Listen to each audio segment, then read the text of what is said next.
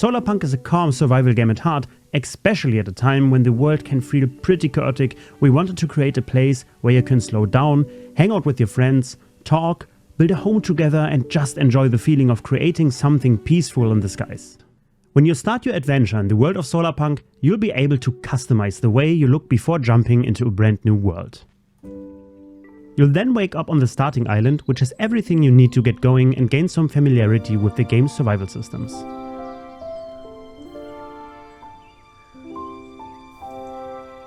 Besides a health bar, your character also has a thirst and a hunger meter, which you will need to watch out for. For now, let's eat some berries, which are a great starter food since they grow on bushes and are easy to come by. Later on in the game, we'll be able to craft some more sophisticated meals and beverages. If we want to take to the skies and build our own Solarpunk utopia, we need to start building things. So let's pick up some stones and sticks and build ourselves an axe.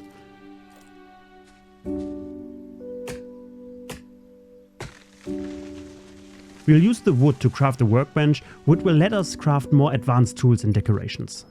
To gain access to even more recipes, we'll also need to craft a research table.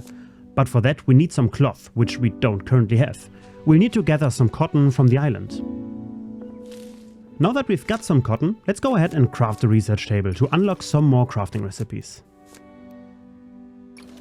That has just unlocked a whole world of potential decorations and improvements for us. One of the most important things early on is making sure you have a reliable source of water. Without water, surviving becomes a lot harder, so building a rain collector early can make a huge difference. With that out of the way, let's make sure we never need to go looking for cotton plants again and invest into our future, making sure we have a renewable source of cotton and cloth going forward. With a hoe and a watering can, we can set up a little cotton farm somewhere close to this little pond. If we plant the cotton seeds we got from those bushes, we can make sure we never run out.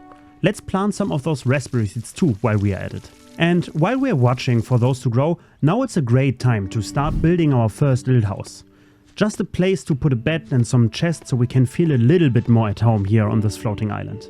Our building system allows players to create structures with ease, as everything is built on a modular grid and snaps into place in a very satisfying way, while still allowing for a ton of creativity and depth. There's also real freedom in how you decorate. For example, you can stack bushes to create fences, shape elegant garden layouts, or make cliffs and slopes feel much more natural and overgrown.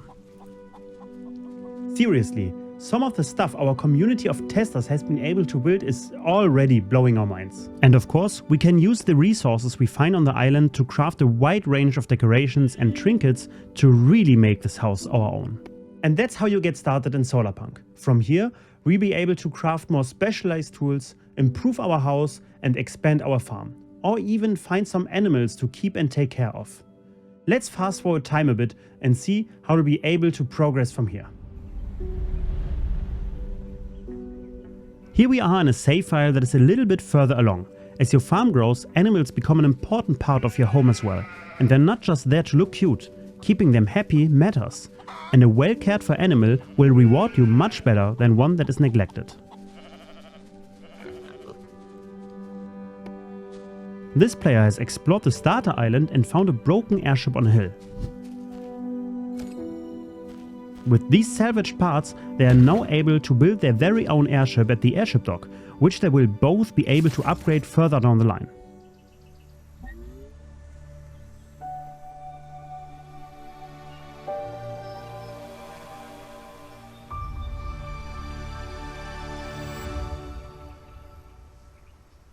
Now that we can finally take to the skies, let's go and visit that mysterious floating building we've seen in the sky.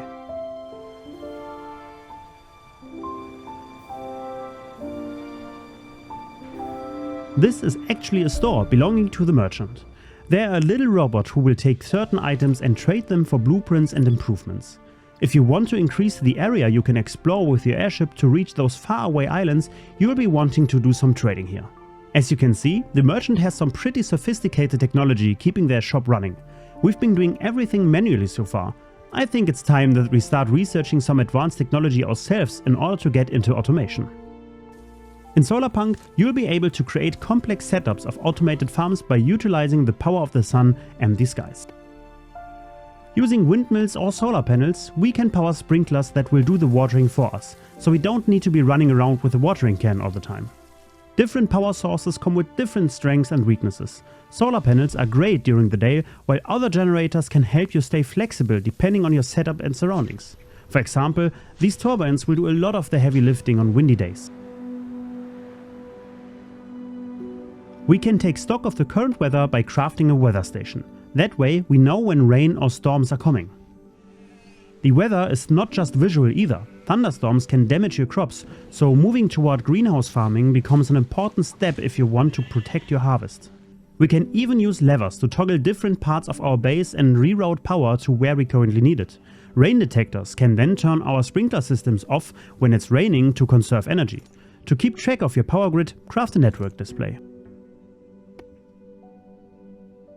And batteries become especially important once your base grows, because they let you store energy for later, like during the night when your solar panels stop producing power. With many different means of harnessing the world's natural energy for your base and tons of ways to manage your power grid, the only limit is your creativity. This is the advanced crafting table. It's where you'll build all of your components for automation and energy management. Here you can also craft drones and automatic farming equipment that will help you keep things running smoothly as you and your friends expand your flying utopia. These drones automatically collect RDR from the local water source and automatically deposit it for you to collect and use, while automatic mining equipment can collect ores for you to refine in your smelteries. Transport drones can also help you organize your base by moving resources from one place to another, bringing everything together exactly where you need it. This is just a fragment of what you can do once you start automating your home in the skies. It is really fun to just build and connect everything using these systems. One feature we especially love for our interior building is the wireless lamp. It lets you light your home without having to run cables everywhere, which makes decorating interiors much cleaner and much more flexible. You'll use the upgrades you get from trading with the merchant to reach new islands and discover more biomes and resources, which you'll then use to upgrade your equipment and harness new technologies. We also know that not everyone enjoys survival games in exactly the same way, which is why Solarpunk includes both a normal mode and a cozy mode. So whether you want a bit more challenge or just want to build and relax, you can play the way that feels right for you. For example, your character can pass out, but you'll be able to recover your items where you lost them. And in cozy mode, you even get to keep your inventory, which makes things a lot less punishing. These systems ensure that you choose how you want to experience the game while hanging out with your friends and building a base you can be proud of. Or not. We hope you enjoyed this more detailed look at all the different features and mechanics that make Solarpunk a game we hope you love playing. The game is launching on the 8th of June and you can of course wishlist it on Steam right now. Thank you for watching and we cannot wait to see what you and your friends build when you get to play Solarpunk.